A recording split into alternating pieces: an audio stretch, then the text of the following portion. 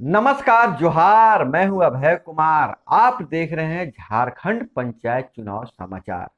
झारखंड पंचायत चुनाव समाचार में जो खबर निकल कर आ रही है, जो जानकारी निकल कर आ रही है, उसमें बहुत बड़ा निर्देश आया है कि जो संभावित उम्मीदवार हैं, जो उम्मीदवार चुनाव लड़ेंगे, वो कितनी गाड़ियों का उपयोग कर सकते हैं, कितना पैसा खर्च कर सकते हैं और उनके साथ क्या क्या बंदिशें हैं, कौन सा काम करेंगे और कौन सा काम नहीं करेंगे। इन सारी बातों को साफ कर दिया गया है। तो हम आज आपको बताने वाले हैं कि कौन से पद पे उम्मीदवार और कितनी गाड़ियों का उपयोग कर पाएंगे और क्या क्या उनके समर्थकों को क्या के लिए क्या है, चुनाव अभिकर्ता के लिए कौन कौन सी सुविधाएं मिलेगी, कितना पैसा खर्च करना है, इस सारी आपको हम जानकारी देंगे। तो आगे की रिपोर्ट आप ध्यान से सुनिए, आपको पूरी जानकारी मिलने वाली है।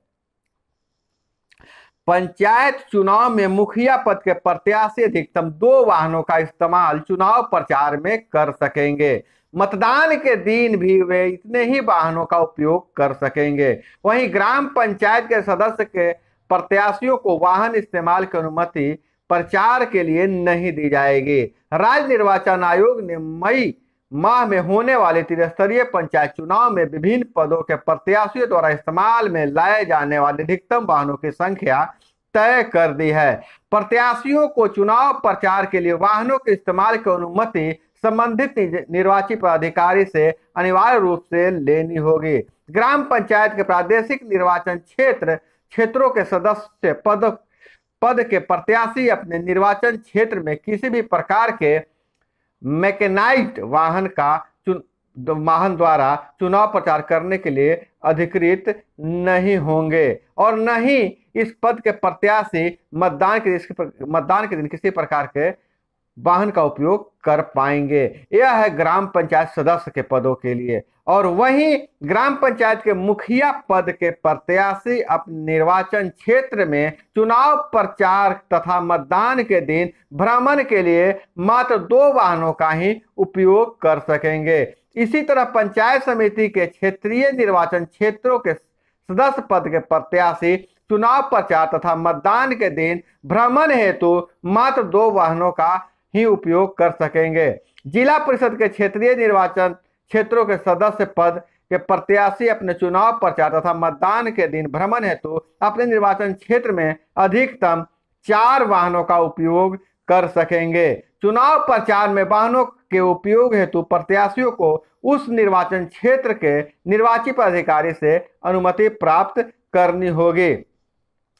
निर्वाची पदाधिकारी द्वारा प्रत्याशी या उसके निर्वाचन एजेंट में से किसी एक को ही वाहन परमिट दिया जाएगा। इसके अतिरिक्त प्रत्याशी के किसी अन्य समर्थक को मतदान के दिन वाहन से भ्रमण करने की अनुमति नहीं दी जाएगी।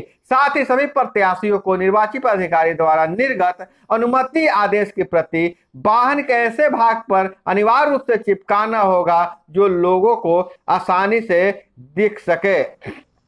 राज्य निर्वाचन आयोग ने मतदान के दिन निजी एवं अन्य वाहनों के परिचालन को लेकर भी गाइडलाइन जारी कर दिया है। दरअसल आयोग का मानना है कि मतदान के दिन यातायात से संबंधित सभी तरह के वाहनों पर प्रतिबंध लगा दिए जाने से आम लोगों को काफी परेशानी हो सकती है। इसलिए आयोग ने यह निर्णय लिया है कि निर्वाचन कार्य से भिन्न अन्य कार्यों के लिए मतदान के दिन निजी वाहनों का परिचालन की अनुमति दी जाएगी। वहीं मतदान केंद्र से 200 मीटर की दूरी के बाहर रहते हुए वाहन मालिक अथवा स्वयं परिवार के सदस्यों को मतदान कराने हेतु वाहन ले जा सकेंगे। आवश्यक सेवाओं जैसे ambulance, milk van, water tank, विद्युत इमरजेंसी वाहन तथा आरक्षी एवं मतदान पदाधिकारियों के साथ संलग्न वाहनों की परिचालन पर रोक नहीं रहेगी। पब्लिक ट्रांसपोर्ट बसें जो निर्धारित टर्मिनल एवं रूट पर चलाई जाती है उसका परिचालन हो सकेगा।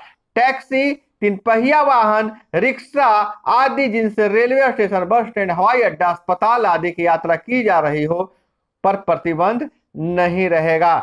तो झारखंड में निर्वाचन संबंधी वाहनों के उपयोग संबंधी गाइडलाइन जारी कर दिया गया है। प्रत्याशियों की सीमा तय कर दी गई है, जिसमें पंचायत में जो चुनाव लड़ रहे हैं, जैसे पंचायत में मुखिया का चुनाव और बीडीसी सदस्य का, मतलब पंचायत समिति सदस्य का चुनाव लड़ रहे हैं तो दो दो वाहन का प्रयोग कर सकते हैं। वहीं वार्ड से जो चुनाव लड़ रहे हैं उनको एक भी वाहन का प्रयोग करने की इजाजत नहीं है, क्योंकि चूंकि वार्ड में वो पैदल भ्रमण कर सकते हैं, साइकिल से भ्रमण कर सकते हैं। वही जिला परिषद के जो सदस्य हैं वो 4 वाहनों का प्रयोग कर सकते हैं। तो यह पूरी बहुत महत्वपूर्ण जानकारी है जो चुनाव लड़ने वाले हर प्रत्याशी को जानना बहुत जरूरी है। और इसी तरह से जानकारी के लिए जुड़े रहिए हमारे साथ। अपना बहुत बहुत ख्याल रखिएगा। मिलते हैं अगले वीडियो में। जय हिंद, वंदे मातरम।